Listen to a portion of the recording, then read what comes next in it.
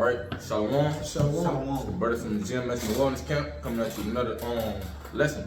Prior to getting started, we're going to give all glory, honor, and praise unto Yahawashi, Yahawashi, double honors to the apostles and elders of great millstone, peace, blessings, and salutations to the overflow elect. Shalom. Okay, we just going to get into a quick lesson on how we ought to be thinking, coming into the Passover, the mindset in which we ought to be in, man. Okay, but you can start me off with that. This is 2 Corinthians 13 and 5. Examine yourselves whether ye be in the faith. Prove your own selves. Know ye not your own selves how that Yahawashi is in you, except ye be reprobates? Okay, so we have to be examining ourselves in order to make sure that we're taking part of this this ceremony. How can I put this? Seriously? Yeah. Being worthy. The water. Okay, because you cannot take part in a Passover unworthily, man. Yep. Okay, so you have to know that's part of knowing what you're being a part of. Okay? Yep. So Quick, the word worthy, as the brother just mentioned, all right, it says important, good, having merit, all right? And when you're looking at that word merit there, I'm give it right back to you now, it says having good points, excellent, having an excellent spirit concerning the things that's coming, right? The quality of being deserved for a praise or a reward, which that's what we're doing this for. You gotta go. Give me the Exodus. Cause it tell you not to eat of the bread, unworthily. Yep. Okay. Go ahead. Yeah, so. Go ahead. Gotcha. You got it? Go ahead, bring that on. This 1 Corinthians 11 and 26. It says, as often as ye eat this bread and drink this cup, ye do show the Lord's death till he come. So this is a part of the us honoring the Lord's sacrifice, man. Okay, which is Yahawashi when he came back and he was crucified, man. So you can't just eat of this bread, drink of this wine, man, unworthily. Okay. It says, wherefore whosoever shall eat this bread and drink this cup of Yahawashi unworthily shall be guilty of the body and the blood of the Mashiach Yahawashi. So say it again. I'm gonna get that word unworthy. But read it again one more time about Yahawashi. This is 1 Corinthians 11 and 27. Because we want to get that word. Yeah. As it reads, it says, wherefore whosoever shall eat this bread and drink this cup of the Lord unworthily is guilty of sinning against the blood and the body of the Mashiach Yahawashi. Yeah, man. So that the Yahawashi blood is on you, man. Okay, because you're taking part of something that you're not fully on. You said I'm gonna read. But you're not fully worthy of it, man. Which this is a very, very high holy day, man. Okay. It's a spiritual calling of the Lord. Not only that, because Yahawashi died, that gave us a propitiation. Meaning what? That'll have us where we can repent according to the law. Yeah, right, because of his blood, that allowed us to have this grace period again, man. Mercy. This is what got us our mercy, okay? Because without Yahawashi coming and making that sacrifice, we would all have been gone, man. Okay, we wouldn't be able to come back to the Lord without Yahawashi. Now we wouldn't even be able to partake in any of his solemn assemblies. None of this, because if the Lord was to mark iniquities, who can stand? As it says in the book of Psalms. Yeah. All right. Verse 27, it says, so anyone who eats, I'm reading the NLT, eats this bread or drinks this cup of the Lord unworthily is guilty of sinning against the body and the blood of Yahawashi. That is why you should examine yourself before eating the bread and drinking the cup. Yeah, which backs up what that examining yourself, man, and that Corinthians. Yeah. So you have to know and making you have to make those preparations, man. You got more? No, yeah. You have to make those preparations, man, to make sure that you're fit to take part in that ceremony, man. Yep, last verse 29. You got it now. For if you eat the bread or drink the cup without honoring the body of the Mashiach Yahawashi, who gave his body. By the way, when you read Hebrews 10:5, he said, offerings and sacrifice thou hadst not, but thou hast given me a body, or prepared me a body to endure or withstand, all right, the punishment that was going to come upon it. So he had a special body made where only he can take upon all the sins of Israel.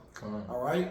It says, if you do it without honoring the body of the Mashiach Yahawashi, you are eating and drinking God's judgment upon yourself. Absolutely. So, okay, we know that we're looking to get the mark of exemption through this, right? Okay, we have to put the blood upon our doorpost, which is our mind. Okay, in order to make sure that we get that cup passes over us. Yeah, that's just like the Tawah, which is the mark of exemption. Yeah, but it says what? It says eating. You are eating and drinking God's judgment upon yourself. Yeah, so that judgment won't pass over you, man. Okay, you're literally, when you're doing this, you're literally saying, okay, I'm receiving a judgment, because it's either you honoring it or you're not, and when you're not, like I said, you taking a part of that judgment, man. You gotta get judged for it. Yep.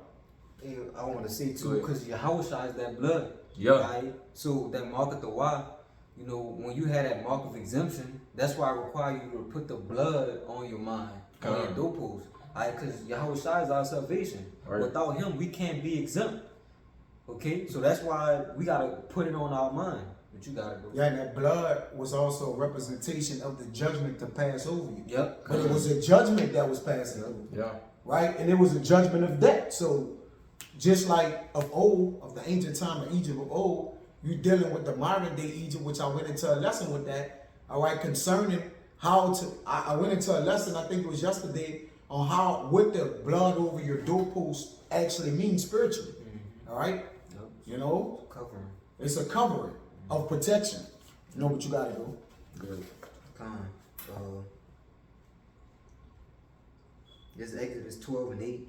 It says, and they shall eat the flesh, and that night roast with fire and unleavened bread, and with bitter herbs they shall eat it. Alright, and to back that up, I'm gonna get 1 Corinthians 5:6. It says, your glorying is not good, going into the leaven.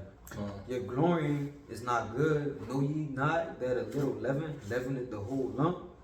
Purge out therefore the old leaven, that ye may be a new lump, as ye are unleavened. For even Hamashiach, our Passover, is sacrificed for us. Therefore let us keep the feast, not with old leaven, neither with the leaven of malice and wickedness, but with the unleavened bread of sincerity and truth. Alright, so we gotta going back to that initial point that you made about the examining yourselves, right? We gotta examine ourselves and making sure we're sincere, we're pure, alright, making sure we're serious, alright, taking Yahawashi's sacrifice serious, keeping it on our minds, and just being in the spirit in general. You got it. But it says This part. Neither with the leaven of malice and wickedness. Okay, because we also have to make sure. That's why we say, brother, say, don't come into the Passover, okay, with ill feelings among one another. If you have any odds with brothers, you have to work that out before the Passover, man. Okay, that's a part of not coming in with that malice or that wickedness, man. Yep. That's part of putting out that old leaven. Yeah. Yeah.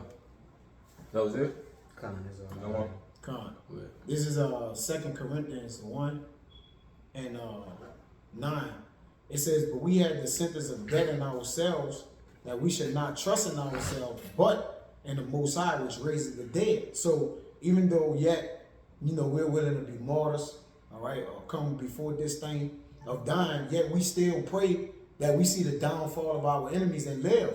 So though yet, right, Yahawashi said the same thing. He said, look, if this cup could pass, let it pass. So we're worthy to take up on that same nature of the Lord and ask the Lord, well, look, if this can pass, let it pass, but you have to be doing the works, man. All right, that the Lord don't purge you out. All right, so purge yourself and examine yourself that you don't be purged out. It says, who deliver us from so great a death, and do it deliver, and whom we trust that will yet deliver us. And Yahweh showed that salvation, and through his blood, we was delivered. So we have to do what we supposed to do as servants, all right, that we may reap the deliverance and the salvation, man. Yeah. All right, and that's by what? Making sure we keeping the law to the best of our ability, doing the high holy days, being brotherly charity, rehearsing the righteous acts, doing the things with what Yahweh required of the reason he gave his blood for the propitiation. I understand. You got it. Doing the things in which it takes for us to acquire that salvation, man. Yeah. Okay, because that's what all this is for. Like you said, it's order to get saved, man. Yeah. Okay, everything that we're taking a part of and learning and keep constantly growing in is in order to obtain the things in which come with what? Salvation. Mm-hmm. That's what it's all about. It's either at the end you either getting judged or you getting saved, man. Okay? That was it? That's pretty much it. Come on. Yeah, I got one more. Go ahead. This Jeremiah. This Jeremiah 16 and 13. Start at verse 13. It says, therefore will I cast you out of this land into a land that ye know not, neither ye nor your fathers, and there shall ye serve other gods, day and night, where I will not show you favor. Therefore, behold, the days come, said the Lord Yahweh, that it shall no more be said, the Lord liveth, that brought up the children of Israel out of the land of Egypt, but the Lord liveth, that brought up the children of Israel from the land of the north, and from all the lands whither he had driven them, and I will bring them again into the land that I gave unto their fathers. And I brought that out because, the Lord is about to pass over with his judgment in today. All right, in these days, with prophecy and everything that's going on, we could tell our salvation is, nearer than we believe, like the scriptures say. All right, so the Lord's about to pass over with that judgment again. So how much more should we be in the spirit of examining ourselves and purging out that old leaven? All right, considering we in the Passover right now. All right.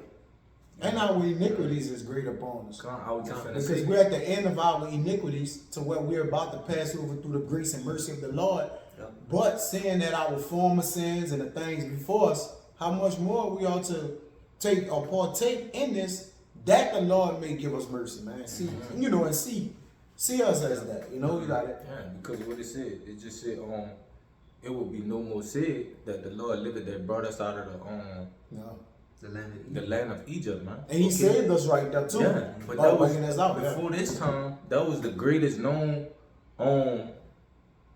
salvation or miracle on earth. Yeah, that we ever saw. It's still talked about to this day. Okay, but it said it will no more be talked about. That's how great the salvation is gonna be this time, man. Yeah, from the deliverance out of America and so on and so forth. Yeah. It's gonna far surpass what was going on in Egypt, man. Okay, so that's why we have to be so much more on it, because everything is magnified since Egypt. Okay, like you said, our sins are higher.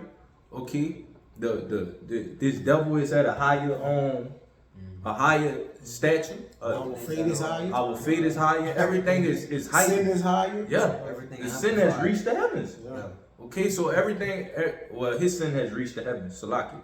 But everything is higher, man. So the weight of this is way more magnified, man. It's on a whole nother level. You have one more? Come. Go ahead. In Jeremiah 29:11, we could take it out with this. For I know the thoughts that I think towards you, said Yahweh, thoughts of peace and not of evil, to give you an expected end. Right? Because the expected end of the righteous is said, the expectation of the righteous is only good. Yeah. So our hope is that the Lord remember us through mercy by working, having faith, all right, and works, all right, that the Lord may give us the mark of the why, that his judgment may pass over us, man. All right, and then we be saved according to the books, the different books where, you know, his chariots would get beamed up and we see the fall of our enemy, man. Because again, we have an expected end. The Lord say, my thoughts is to give y'all peace and not of evil, man. And to give you an expected end. So to have an expected end of the Lord, meaning you're gonna be saved by his son, man. Yeah. He gonna give the authority to save you of his son. But everybody else does an expected end of judgment. It says the wicked expectation is only wrath. So they know that if we gonna die, whatever, they gonna do whatever they want, but we gonna continue to follow the Lord in fear and trembling. You got it. Yeah, because we understand that what? The Lord is the only way out of this, man. Okay, there's no other way but through Yahawashi, man. But that was it. Yep, that's it. So with that, we hope that this lesson was edifying and to the point. Before we get out of here, we'll give all glory, honor, and praise unto Yahweh, Ba'ashem, Yahawashi, Ba'ashem, Kabadash. Double honors to the apostles and elders of great millstone, peace, blessings, and salutations to the whole for election. Shalom.